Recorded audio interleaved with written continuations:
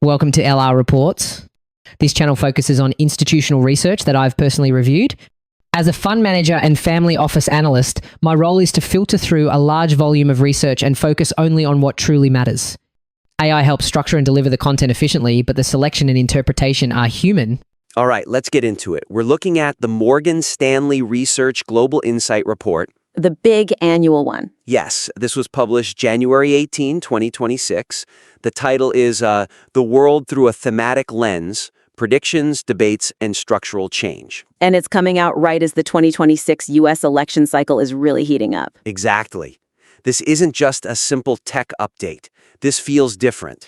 It really does. It seems like they're trying to solve for, portfolio construction in a world where the easy growth trade might be breaking. It's a pivot from momentum to mechanics. The headline argument here is that while consensus is sort of fighting over AI bubble versus linear growth, which we hear about every single day, Morgan Stanley is making the case for a strictly non-linear progression in 2026. which is usually just code for volatility. Mm-hmm. If you're an allocator, nonlinear means your Sharpe ratio is about to get very messy. But that's the thing, that volatility is actually the core of their thesis. They're not saying you should hide from it. They're saying you should trade it. They are arguing that volatility is the asset class. They even quantify it, this thematic alpha. I saw that. In 2025, their basket outperformed the S&P 500 by 16%. That's a massive spread, especially given how narrow the market was last year. But alpha implies divergence. What's driving that split this year, in their view? It starts with a pretty fundamental bifurcation of the entire global landscape. They call it the two worlds. Okay. They have, for all intents and purposes, stopped viewing global tech as a monolith. So that multipolar world theme isn't just geopolitics anymore. It's a hardware reality. It's a decoupling of utility. On one side, you have the American frontier LLMs. The focus there is purely on a step change in capability. Raw intelligence scaling, brute force. Exactly. And on the other side, The Chinese ecosystem. Chinese practical application. So while the US is chasing what you might call the God model, China is commoditizing the inference layer. All about manufacturing dominance and cost reduction. Right. That distinction changes the entire valuation model. It has to. If the U.S. is chasing capability, they're just locked in an escalating capex war. Mm-hmm. But if China is chasing efficiency, they're in a race to the bottom on price. That creates a really dangerous setup for any company caught in the middle. And that danger, that's what creates the air pocket. This is the central analytical problem the report is trying to solve. You have the tech capability outpacing corporate adoption. Right. Scaling laws are moving exponentially, but corporations, they just can't. We saw this movie in 2000, didn't we? All that dark fiber because the business models weren't ready. The report puts some hard numbers on it. They posit that U.S. frontier LLMs will achieve a 10x compute increase. A 10x? 10 times. And that's just in the first half of 2026. That's a doubling of capabilities, a true step change. But corporate governance, data readiness, the legal frameworks, all of that moves linearly. So you end up with a superhuman tool and a very human speed compliance department. Which creates a valuation disconnect. A big one. The market expects the revenue to track the compute power, and immediately. When it doesn't, because a company is still stuck in legal review for 6 months, The stock gets crushed. that's the deep-seek moment, reflexivity they talk about. Explicitly. They're citing that January 2025 volatility as a feature, not a bug. Yes.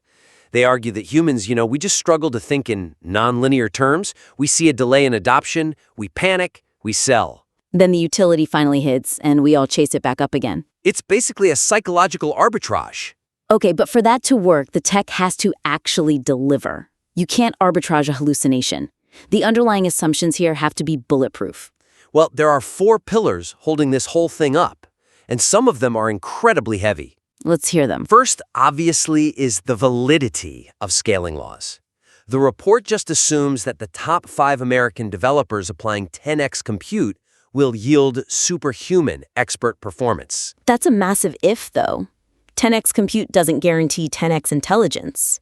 If we hit a data wall or some kind of algorithmic plateau, That CapEx is just Setting cash on fire. right. The report acknowledges that risk, but it kind of points to the two worlds' divergence as proof. The U.S. wouldn't be spending this kind of money if their closed lab runs weren't showing the gains. Fair enough. What's the second assumption? The supply and demand mismatch, They're betting on a permanent shortage? a systematic shortage.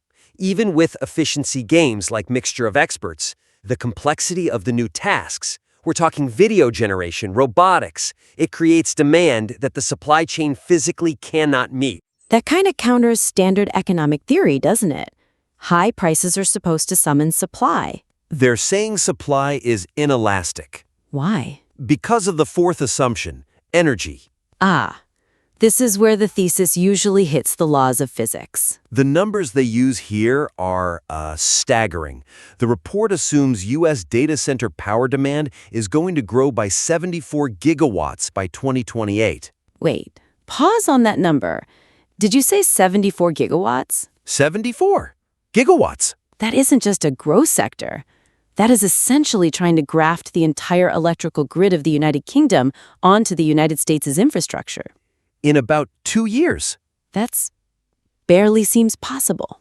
And they project a 10 to 20% shortfall even after every debottlenecking effort is completely maxed out. Okay, that changes the trade completely. You're not buying tech anymore, you're buying electrons. If that 10x compute expansion hits a hard power cap, the AI trade stops being about software and it starts being about who owns a nuclear reactor. And this is the primary fragility point. The thesis needs physics to cooperate. And it needs the credit markets to cooperate. The financing stress, yes. They're calling for a $3 trillion capital injection for data centers and power capex. $3 trillion? Through 2028. In this rate environment? That's the tension, right? The report openly discusses the AI capex financing risks. If interest rates tick up even a little, or if credit markets get tight, That $3 trillion dries up fast. you can't finance the rewiring of the American power grid on expensive debt if the ROI from the AI models is being delayed by that adoption lag we talked about. So you have a physical cap, which is energy, and a financial cap, which is interest rates. That's a lot of headwinds for a buy-the-dip thesis. And there's a third headwind, maybe the most immediate one, policy. This brings us to their societal shifts theme. This is usually the section that, gets glossed over, the ESG part. Not this year. They've actually replaced their longevity theme with societal shifts, and they're specifically focusing on AI-driven job displacement. Because the step change in capability means the job losses could get very real in 2026. And that creates political fragility. The thesis assumes this massive reskilling investment cycle, companies spending billions to retrain their workers. Or the fragility snaps, and you just get regulation. Exactly. If the backlash is strong enough, politicians don't mandate retraining. They mandate bans. That is the risk.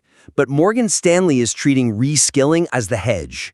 If the tech works, as they promise, the disruption is so violent that reskilling stocks like education tech, talent marketplaces become the only real way to play the cleanup. It's basically a call option on corporate panic. If they can't fire everyone, they have to pay to fix them. So we have this landscape defined by massive potential, hard physical limits, and just extreme volatility. The question is, how do you trade it without getting washed out? This is the part that matters. Most research stops at it's going to be volatile. Do they actually give us a mechanism to handle it? They do. They provide a back-tested buy-the-dip algorithm, and it's specifically for the AI infrastructure and powering AI themes. Okay, walk me through the trigger points. It's pretty rigorous. You increase your exposure to 150% after a 5% drawdown. Okay. You increase to 200% after a 15% drawdown. And the holding period? How long do you stay in? You hold for 63 trading days. That is remarkably specific. So, 3 months. It's a tactical swing trade, not a long-term marriage. And historically, it improved their Sharpe ratios from roughly 2.6 to 2.9. It effectively systemizes that reflexivity we were talking about. It assumes the market's fear is temporary, but the structural trend is permanent. It forces you to buy when your risk manager is screaming at you to sell. It's like an anti-human bias machine. But you have to know what to buy. The report is very clear on this. Move away from generic AI ETFs or whatever. The alpha is in debottlenecking solutions. This goes back to the 74 gigawatts. If we can't build new power plants fast enough, we have to make the existing grid way more efficient. Exactly. They highlight things like optical interconnects, voltage transformers, and liquid cooling. Liquid cooling is non-negotiable now.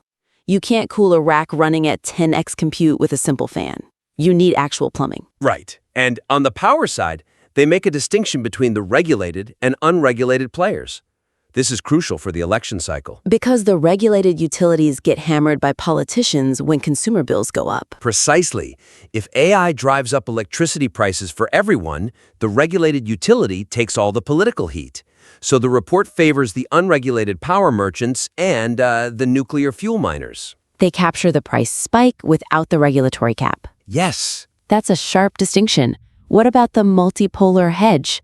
If intelligence becomes a commodity because of that Chinese efficiency, where does the scarcity value go? To gross domestic intelligence. As intelligence becomes cheap, physical assets with scarcity become expensive. Things you can't print. Real estate, energy assets, water, and, curiously, casino licenses. That's distinct. They see it as the ultimate regulatory moat for physical gathering.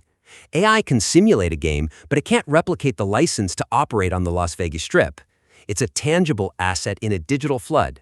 Okay, so the portfolio construction is buy the U.S. infrastructure for the capability spike, hedge with the reskilling trade for the political backlash, and then own physical assets for the long-term floor. And use their algorithm to time your entry and exit on the infrastructure piece. Don't just hold it, you have to trade the volatility. It's a sophisticated playbook. It assumes that air pocket is definitely coming, but that we do come out the other side. One final note on their quant lenses. They ran all these themes through 6 different filters: information ratio, earnings revisions, that sort of thing. And what's the signal? What's it telling us now? AI infrastructure has the best fundamentals, but it's crowded. Everyone's in it. Societal shifts, that reskilling trade, has very weak positioning. Meaning almost nobody owns it yet. That's the contrarian entry point. So, to summarize the actionable takeaways from this briefing. 1.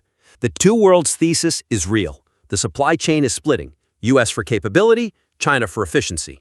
2. Don't fear the volatility.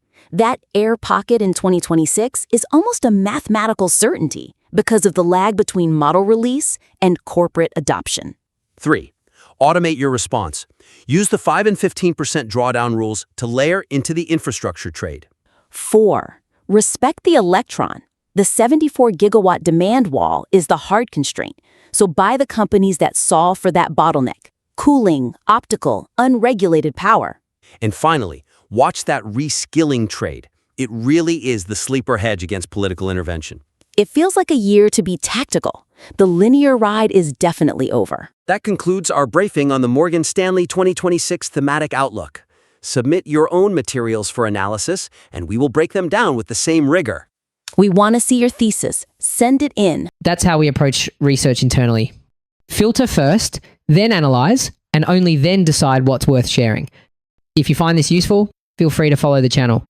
I'll see you in the next episode.